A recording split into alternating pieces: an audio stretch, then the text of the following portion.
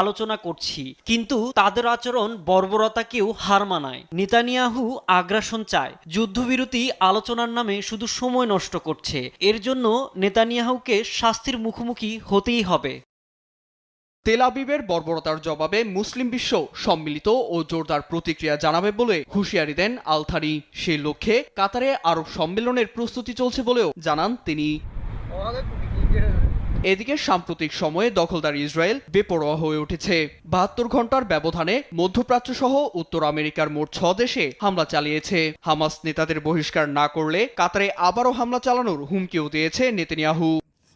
On that day, Islamist terrorists committed the worst savagery against the কাতার ও অন্য রাষ্ট্রদের বলতে চাই, সন্ত্রাসীদের বহিষ্কার করুন, না হয় আইনের আওতায় নিয়ে আসুন, কারণ আপনারা ব্যর্থ হলে আমরা তা করে দেখাবো। hunt down the terrorists who committed this.